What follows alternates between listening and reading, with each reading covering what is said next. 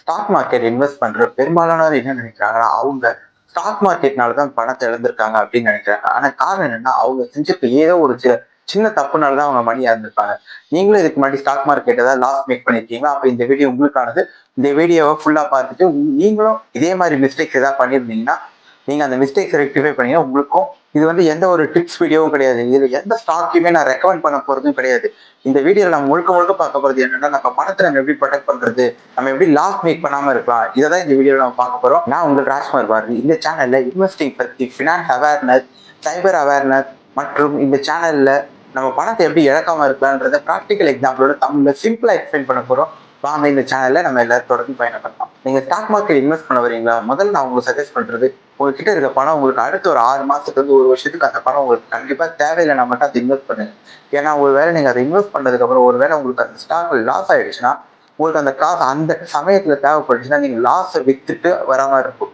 ஒரு எடுத்துக்காட்டுக்கு சொல்லணும்னா, நீங்க ஸ்டாக்கை 10,000 ரூபாய்க்கு வாங்கியிருப்பீங்க. இப்ப அது லாஸ் ஆகி ஒரு 8,000 ரூபாய் 7,000 இருக்கும்போது உங்களுக்கு காசு எமர்ஜென்சியா இருக்கும்போது அந்த 7,000க்கு வித்துட்டு வந்தீங்க. அப்ப என்ன ஆகும்னா உங்களுக்கு 3,000 ரூபாய் நஷ்டம் ஏற்படுறதுக்கான வாய்ப்புகள் மிக அதிகமா இருக்கு.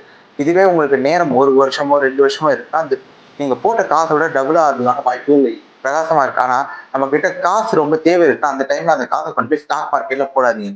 ஏன்னா நீங்க நிறைய பேர் சொல்லிட்டு இருப்பாங்க, நான் போன வாரம் 10,000 ரூபாய் போட்டு அது இந்த வாரம் 20,000 ஆயிடுச்சு. ஆனா அது எல்லாமே உண்மையான பாத்தீங்கன்னா கிடையாது. ஏன்னா நம்ம ஏமாத்துறதுக்காக சில பேர் இந்த மாதிரி சொல்லிக்கிட்டு இருப்பாங்க. அதுக்கான ப்ரூஃப் நம்ம ஏதாவது பார்த்துருக்கோமா? அவங்க சொல்லுவாங்க டெலிகிராம் குரூப்ல ஷேர் பண்றதோ, வாட்ஸ்அப்ல ஷேர் பண்றதோ இருக்கும். அது உண்மைன்றதுக்கு நம்ம கிட்ட எந்த ப்ரூஃப்மே இருக்காது. புதுசா இன்வெஸ்ட் பண்ணிட்டு ஸ்டாக் மார்க்கெட்டுக்குள்ள வர காமனா பண்ற மிஸ்டேக் எனக்கு தெரிஞ்சு ஒரு 4-5 பேர் பண்றது என்னன்னா, அதை பத்தி இந்த வீடியோ டிஸ்கஸ் பண்ண கரெக்டா இருக்கும்னு நினைக்கிறேன். அதுல ஒருத்தர் பாத்தீங்கன்னா அவங்களுக்கு சைடு இன்கம், லைக் எக்ஸாம்பிள் மாசம் ஆச்சுன்னா இந்த ஸ்டாக் மார்க்கெட்ல இருந்து அவருக்கு ஏதோ ஒரு காசு வந்துச்சுன்னா அது மூலியமா அவருக்கு யூஸ் ஆகும்ட்டு அவர் பேர் தெரியாத ஸ்டாக், லைக் எக்ஸாம்பிள் ஓகே இந்த ஸ்டாக் இந்த மந்த் இவ்வளவு ரிட்டர்ன் கொடுத்துருக்கு லாஸ்ட் 1 மந்த், அதை பேஸ் பண்ணி எமோஷனலா ஒரு டிசிஷன் அதுல போய் இன்வெஸ்ட் பண்றது. இல்ல பாஸ்ட் 1 மந்த்லயோ 2 மாசம் 3 மாசத்துல அது இந்த ரிட்டர்ன்ஸ் கொடுத்துன்றதுக்காக அடுத்த 3 மாசத்துலயோ 6 மாசம் இதே ரிட்டர்ன் கொடுக்கும் எந்த ஒரு கேரண்டியுமே கிடையாது. பாஸ்ட் பர்ஃபார்மன்ஸ் வச்சு நம்ம ஃபியூச்சர் ரிட்டர்ன்ஸ் கேரண்டீடா வரும் அப்படின்னு நம்ம எதிர்பார்க்கவே கூடாது. அதே மாதிரி நம்ம ஒரு ஸ்டாக் நல்ல ஸ்டாக்காவே இருந்தப்ப அது எந்த ரேட்ல வாங்குறோன்றது இம்பார்ட்டன்ட். ஒரு ஸ்டாக் 200 ரூபாய் இருக்கு, அதுக்காக அந்த ஸ்டாக் சீப்பும் கிடையாது. அந்த ஸ்டாக் 200 ரூபாய்க்கு ஒர்த்தான்றது ஃபர்ஸ்ட் பார்க்கலாம். அதுக்காக சில ஃபண்டமெண்டல்ஸ் நம்ம செக் பண்ணிட்டு தான் இந்த ஸ்டாக் வாங்கணும். அதே மாதிரி ஒரு ஸ்டாக் 10 ரூபாய்க்கு இருக்கு, அதுக்காக அந்த ஸ்டாக் சீப்பும் கிடையாது. அந்த ஸ்டாக்கோட கடன், அந்த கம்பெனியோட கடன் எவ்வளவு இருக்கு, அந்த கம்பெனி ஒரு ஸ்டாக்கு எவ்வளவு லாபம் ஈட்டு தருது, இதெல்லாம் பொறுத்துதான் அந்த ஸ்டாக் அந்த ரேட்டுக்கு நம்ம வாங்கலாமா இல்லாட்டினா கன்சிடர் பண்றதுக்கு இன்னும் அது குறையணுமான்றதுலாம் நம்ம முடிவு எடுத்தோம். பொதுவாக ஸ்டாக் மார்க்கெட்டுக்குள்ள வரவங்க எப்ப லாஸ் ஆரம்பிக்குதுன்னா, இப்போ ஒரு ஸ்டாக் எடுத்துக்காட்டுக்கு ஒரு ஸ்டாக்கோட விலை பாத்தீங்கன்னா 100 ரூபாய் இருக்கு. அப்ப என்ன பண்றாங்க, 10 ஸ்டாக் வாங்குறாங்க, 1000 ரூபாய் ஆகுது. இப்போ அந்த ஸ்டாக்கோட விலை 100 ரூபாயில இருந்து 130 ரூபாய் போகுதுன்னா, அப்போ அவங்க வாங்கினது 1000 ரூபாய். இப்போ அவங்களோட ஸ்டாக்கோட விலை 1300 ரூபாய். ஓகே, இது எதனால மேல போகுது, இது ஃபண்டமெண்டல் ஸ்ட்ராங்கா இருக்கா, கம்பெனி ப்ராஃபிட் பண்ணுதா, அது எதையுமே யோசிக்காம ஓகே இந்த ஸ்டாக் நான் வாங்கினா ஒரு மாசத்துக்குள்ள எனக்கு 1300 ரூபாய்க்கு போயிருக்கு, 300 ரூபாய் எனக்கு ப்ராஃபிட் இருக்கு. அப்போ இந்த ஸ்டாக் நல்ல ஸ்டாக் நினைச்சிட்டு இன்னும் அவங்க 10 ஸ்டாக் 20 ஸ்டாக் எக்ஸ்ட்ரா ஆகும்போது என்ன ஆகுது, ஒருவேளை அந்த ஸ்டாக் அந்த டைம்ல அந்த ரேட் ஹெவியா இருக்குன்னு நினைச்சு ஒருவேளை 1300 ரூபாய், அதாவது ஒரு ஸ்டாக் 130 ரூபாய் இருந்தது, அந்த டைம்ல ஒரு 100 ரூபாய்க்கோ ஒருவேளை 90 ரூபாய்க்கோ வந்துச்சுன்னா, ஐயோ நம்ம நம்ம ஒரு ஸ்டாக்ல ரொம்ப லாஸ் ஆக போகுதுன்னு நினைச்சிட்டு இவங்க என்ன ஒரு 100 ரூபாய்க்கு கீழே வரும்போது பேனிக் ஆகி சேல் பண்ணிட்டு போயிடுறாங்க. இவங்க வாங்கினது 100 ரூபாய்க்கு, இப்ப 90 ரூபாய்க்கு அவங்க விற்கிறாங்கன்னா ஒரு ஸ்டாக்கு 10 ரூபாய் நஷ்டம். அப்படின்னா கிட்டத்தட்ட 100 ரூபாய் லாஸ் தான் வெயிட் பண்றாங்க. ஸோ அவங்க இவ்வளவு நாள் போட்ட எஃபோர்ட்டோ இவங்க டைமோ இவங்க போட்ட மணியோ எதுக்குமே வேல்யூ இல்லை. பிகாஸ் அவங்க எந்த ஒரு பேசிக்கான ரிசர்ச்சுமே பண்ணல. ஃபர்ஸ்ட் ஸ்டாக் மார்க்கெட் வரும்போது இந்த ஸ்டாக் எதுக்காக வாங்குறோன்ற ஃபர்ஸ்ட் கிளாரிட்டி இருக்கும். இல்ல நான் இந்த எங்க வீட்டுல யூஸ் பண்ற ஷாம்பு இந்த பிராண்டு, எங்க வீட்டுல சோப் இந்த பிராண்டு, பேஸ்ட் இந்த பிராண்டு, இல்ல என் லேப்டாப் இந்த பிராண்ட், இந்த மாதிரி சொல்லி ஒரு ரீசனுக்காக நம்ம எப்போ ஒரு ஒரு ஸ்டாக் வாங்குறோமோ அப்பவே அதுக்கான வேல்யூ கிடையாது. அந்த ஸ்டாக் வாங்குறதுக்கு முன்னாடி அவங்க என்ன பிசினஸ் எல்லாம் பண்றாங்க, அவங்களோட மெயின் இன்கம் எதுல இருந்து வருது, நெக்ஸ்ட் அவங்க என்ன டாக்ஸ் ரெஜிம்ல இருக்காங்க, நெக்ஸ்ட் அவங்க என்ன மாதிரி டிவிடெண்ட் கொடுக்குறாங்க, நெக்ஸ்ட் அவங்களோட கரண்ட் பிபை ரேஷியோ என்ன, இதெல்லாம் நம்ம பார்த்து வாங்கினோம்னா நம்ம வாங்குற பணத்துக்கு அந்த ஸ்டாக் ஒர்த்தா இல்லையான்னு தெரியும். நெக்ஸ்ட் அவங்க 3 இயர்ஸ்க்கு என்ன மாதிரியான பிளான்லாம் வச்சிருக்காங்க அவங்க கம்பெனி டெவலப் பண்றதுக்கு. பிகாஸ் நான் ஒரு கம்பெனில ஒரு ஸ்டாக் வாங்குறேன்னா நானும் அந்த கம்பெனில ஒரு ஓனர். அந்த மாதிரி மைண்ட் செட் நான் திங்க் பண்ணா மட்டும்தான் நான் என்னால ப்ராஃபிட் புக் பண்ணணும்னு நினைக்காம அந்த கம்பெனிக்குள்ளேயே டிராவல் பண்ண முடியும். அந்த மாதிரி இருந்தா மட்டும்தான் நான் ஒரு இன்வெஸ்டரா இருக்க முடியும். இல்ல நான் லாஸ்ட் வீக் வாங்கினேன், ஒரு 100 ரூபாய் ஏறிச்சு, இந்த வீக்கே நான் விற்கிறேன்னா ஒரு ட்ரேடர். பொதுவாக ஸ்டாக் மார்க்கெட் இன்வெஸ்ட் பண்ண வரவங்க நெக்ஸ்ட் பண்ற பெரிய தப்பு என்னன்னா, யாரோ ஒருத்தர் ரேண்டமா சொல்ற டிப்ஸை நம்பி அந்த ஸ்டாக்ஸை வாங்குறது. லைக் எக்ஸாம்பிள் வாட்ஸ்அப் குரூப்ல இந்த ஸ்டாக்கை ரெக்கமெண்ட் பண்ணாங்க, டெலிகிராம் குரூப்ல இந்த ஸ்டாக்கை ரெக்கமெண்ட் பண்ணாங்க, இந்த ஸ்டாக்கை வாங்கினா அவங்களுக்கு 30% வந்து லாஸ்ட் 1 மந்த்லேயே ப்ராஃபிட் இருக்கு, அந்த ஸ்கிரீன்ஷாட்டை பார்த்து இந்த ஸ்டாக் வாங்க. யூடியூப்ல ரேண்டமா ஒரு சிலர் சொன்னாங்க, அவங்க இந்த ஸ்டாக்கை பத்தி ரொம்ப நல்ல விதமா பேசினாங்கட்டு அந்த ஸ்டாக்கை வாங்குறது. ஸோ இது எல்லாமே ஒரு விதமான ட்ராக். இவங்க எல்லாருமே ப்ராஃபிட் வரும்போது மட்டும் தான் அந்த ஸ்டாக்கை ரெக்கமெண்ட் பண்ணியிருப்பாங்க. ஸோ ஆல்ரெடி அந்த ஸ்டாக் வந்து ப்ராஃபிட் ஆகும்போது பீக்கான ஒரு வேல்யூக்கு போயிருக்கும். லைக் எக்ஸாம்பிள், அந்த ஸ்டாக்கோட ஆவரேஜான வேல்யூ 40 ரூபான்னு வச்சுக்கலாம். அந்த ஸ்டாக் இப்ப நல்லா ப்ராஃபிட் பார்த்து 70 ரூபாய்க்கு போயிருக்கும். இப்ப நீங்க 70 ரூபாயில போய் வாங்கும்போது ஆல்ரெடி அது நல்ல பீக்கான ப்ராஃபிட் வந்துச்சு. இப்ப அதுக்கு மேல போகுமா, அதுக்கு எத்தனை வருஷம் ஆகும் நமக்கு தெரியாது. ஆனா அது கீழே 60 ரூபாய்க்கு வர்றதுக்கான பாசிபிலிட்டி அதிகமா இருக்கு. ஸோ நமக்கு லாஸ் மேக் பண்றதுக்கான வாய்ப்பு இருக்கு. ஆனா இந்த லாஸ் ஆகிறத பத்தி எந்த யூடியூப் சேனல்லையோ, எந்த வாட்ஸ்அப் குரூப்லயோ, எந்த டெலிகிராம் சேனல்லையோ பேச மாட்டாங்க. ஏன்னா அவங்க எல்லாருமே பாத்தீங்கன்னா ப்ராஃபிட்டை மட்டும்தான் உங்ககிட்ட ஸ்கிரீன்ஷாட்டாவோ இல்லாட்ட ப்ரூஃபாவோ காட்டுவாங்க. லாஸ் ஆகிறத பத்தி அவங்க என்னைக்குமே பேச மாட்டாங்க.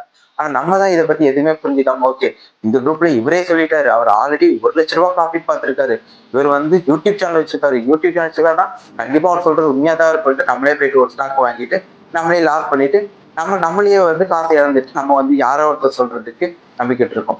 நம்ம எப்போ வந்து ஸ்டாக்கை பத்தி ஒரு ரிசர்ச் பண்ணிட்டு எதுக்காக இந்த ஸ்டாக்கை வாங்கணும், எவ்வளவு மாசம் இந்த ஸ்டாக்கை நான் ஹோல்ட் பண்ண போறேன், வேற என்னதான் இருக்கு இந்த ஸ்டாக்ல, இந்த ஸ்டாக்ல என்னென்ன அவங்க பிசினஸ் பண்றாங்க, பிசினஸ் மாடல் என்ன, ரெவென்யூ மாடல் என்ன, அவங்களுக்கு வேற என்னெல்லாம் சோர்ஸ் ஆஃப் இன்கம் இருக்கு, இதை பார்த்து நம்ம எப்போ ஸ்டாக் பண்றோமோ அப்பதான் வந்து அந்த ஸ்டாக் மேல போனாலும் கீழே போனாலும் நமக்குள்ள ஒரு கான்ஃபிடன்ஸ் இருக்கும். ஓகே இந்த ஸ்டாக் வந்து இப்ப டவுன் ஆயிருக்கு, ஆனா ஒரு 1 or 2 months கழிச்சு இந்த ஸ்டாக் மறுபடியும் மேல வரும், இந்த ஸ்டாக் இந்த கம்பெனியோட பிசினஸோட அந்த வேல்யூ வந்து கரெக்டா தான் இருக்கு, நான் வாங்கின ரேட்டு ஓகே தான். ஸோ அப்படின்னு நமக்குள்ள எப்போ கான்ஃபிடன்ட் இருக்கோ அப்பதான் வந்து இந்த ஸ்டாக் மேல நமக்கு ஒரு பிலீஃப் இருக்கும். நெக்ஸ்ட் நம்ம எல்லாருமே பண்ற இன்னொரு காமனான ஒரு மிஸ்டேக் என்னன்னா, நம்ம ஏதோ ஒரு நியூஸை பார்த்துருப்போம், அந்த நியூஸ்ல அந்த ஸ்டாக்கை பத்தி ஏதோ ஒரு விளம்பரமோ ஏதோ ஒரு அட்வர்டைஸ் ஏதோ ஒன்று வந்திருக்கும். மார்க்கெட்ல சில பேர் பண்ற தப்பு என்னன்னு பாத்தீங்கன்னா, டெய்லியும் காலையில 9:15 ஸ்டாக் மார்க்கெட் ஓபன் பண்ண உடனே ஓகே என்ன ரேட் போயிட்டு இருக்கு, மறுபடியும் பாத்தீங்கன்னா 9:30 என்ன ரேட் போகுது, ஓகே இப்போ வாங்கலாமா இப்போ விற்கலாமா, அந்த மாதிரி பார்த்துட்டே இருக்கும்போது என்ன ஆகும்னா, நீங்க அந்த ஸ்டாக் மேலேயே தான் இருப்பீங்க. உங்களுக்கு வந்து அந்த ஸ்டாக் ஒரு 10 ரூபாய் டக்குன்னு கீழே வந்தாலும் ஐயோ பயம், பேனிக் கிரியேட் ஆயிடும். இதுக்கு மேலே இன்னும் ஒரு 10 ரூபாய் கீழே வந்தா என்ன பண்றதுட்டு உடனே அந்த ஸ்டாக்கை சேல் பண்ணதான் நினைப்பீங்க. ஆனா அந்த ஸ்டாக்கை பத்தி உங்களுக்கு நல்ல கிளாரிட்டி, ஒரு ஃபண்டமெண்டல் கிளாரிட்டி இருந்துச்சுன்னா அந்த ஸ்டாக் நீங்க விற்கணும்னு நினைக்க மாட்டீங்க.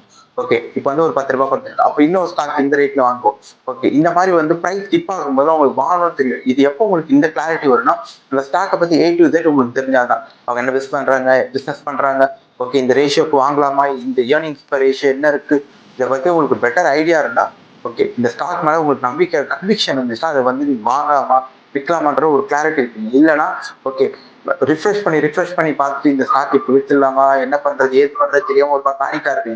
இந்த பேனிக்கான ரீசனுக்கு இன்னொரு காரணம் என்ன பார்த்தீங்கன்னா, ஒரு நியூஸ் கட்டிங்ல இந்த ஸ்டாக்கை பத்தி ஏதோ ஒரு அட்வர்டைஸ் பண்றது, அதை பார்த்துட்டு ஓகே இதை பத்தி ஒரு பாசிட்டிவா சொல்லியிருக்காங்க அப்போ வாங்கலாம், ஓகே இதை பத்தி நெகட்டிவா இருக்கு உடனே போயிட்டு ஸ்டாக் மார்க்கெட் ஆப் ஓப்பன் பண்ணி நம்ம சேல் பண்ணிட்டு வருது. ஸோ இது வந்து பாத்தீங்கன்னா நீங்க ரியாக்ட் பண்றீங்க.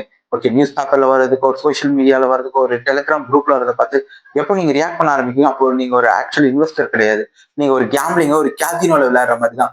ஓகே இது பண்ணலாம் அது பண்ணலான்ட்டு நீங்களே ஒரு மேனிபுலேட் ஆகிட்டு நீங்க வந்து ஆனா கடைசியில லாஸ் மேக் பண்றதுக்கு அப்புறம் என்ன சொல்றீங்கன்னா, இந்த ஸ்டாக் மார்க்கெட் இன்வெஸ்ட் பண்ணதுனால எனக்கு 10,000 ரூபாய் லாஸ், 20,000 ரூபாய் லாஸ். ஆனா இந்த லாஸ் வந்து ஸ்டாக் மார்க்கெட் எங்கேயும் மேக் பண்ணல.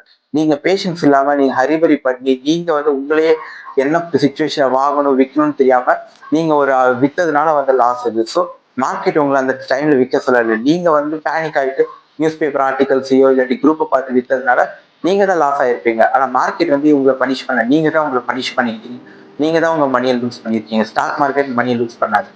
நீங்க புதுசா ஒரு ஸ்டாக் மார்க்கெட்ல வந்து இன்வெஸ்ட் பண்ண ஆரம்பிச்சிட்டீங்கன்னா உங்களுக்கு 3 விஷயம் ரொம்ப இம்பார்ட்டன்ட். ஃபர்ஸ்ட், நீங்க ரொம்ப டிசிப்ளினா இருக்கணும். நெக்ஸ்ட் பாத்தீங்கன்னா ரொம்ப பேனிக் ஆகாம எமோஷனல் டிசிஷன் எடுக்காம இருக்கணும். தேர்ட், மார்க்கெட் ரியாக்ட் பண்றதுக்கெல்லாம் நீங்க ரியாக்ட் பண்ண அவசியம் இல்லை. நீங்க பேஷன்ஸா ஒரு ஃபண்டமெண்டல் ரிசர்ச் பண்ணி அதுக்கு பின்னாடி நீங்க ஒர்க் பண்ணிட்டு இந்த ஸ்டாக் எதுக்காக வாங்கின, இந்த ஸ்டாக் நான் எதுக்காக இந்த டைம்ல விற்கிறேன், இதுக்கான கிளாரிட்டி உங்களுக்கு இருந்தாலே போதும், நீங்க மோஸ்டா ஸ்டாக் மார்க்கெட்டை லூஸ் பண்ண மாட்டீங்க. இந்த இதுல ஏதாவது ஒண்ணு நீங்க விட்டாலுமே நீங்க பேனிக் ஆனாலோ இல்லாட்டி ஏதிக்கு இந்த ஸ்டாக் வாங்கணும் தெரியாம வாங்கியிருந்தாலோ இந்த மாதிரி இருக்கும்போது நான் ஆட்டோமேட்டிக்கா உங்களுக்கே தெரியாம நீங்க பேனிக் ஆகி லூஸ் பண்ண ஆரம்பிச்சிருவீங்க. ஸோ உங்க பேஷன்ஸ் இல்லைன்னா நீங்க ஸ்டாக் மார்க்கெட் இருக்கவே முடியாது. ஸோ நீங்க எமோஷனலி காமா இருந்தால் மட்டும்தான் உங்களால ஸ்டாக் மார்க்கெட்டை பொறுத்த வரைக்கும் ப்ராஃபிட் பார்க்க முடியும். ஏன்னா சில ஸ்டாக்ஸ்லாம் பார்த்தீங்கன்னா லாஸ்ட் 2 இயர்ஸ் 3 இயர்ஸ் கூட ஒரு ப்ராஃபிட்மே கொடுத்துருக்காது. அந்த மாதிரி டைம்ல நீங்க பேஷன்ஸா இருந்தால் மட்டும் தான் உங்களால ப்ராஃபிட் பார்க்க முடியும். இந்த வீடியோல நீங்க ஏதாவது புதுசா கத்துருந்தாலோ உங்களுக்கு இந்த வீடியோ உங்களுக்கு கூட ரிலேட்டபிளா இருந்தாலும் உங்களுக்கு யூஸ்ஃபுல்லா இருந்தாலும் இந்த வீடியோ ஒரு லைக் பண்ணிட்டு உங்க ஃப்ரெண்ட்ஸ்க்கு இந்த வீடியோ ஷேர் பண்ணிட்டு இந்த சேனலை சப்ஸ்கிரைப் பண்ணுங்க. Thank you so much. நெக்ஸ்ட் வீடியோவில் மீட் பண்ணுங்க. தேங்க்யூ.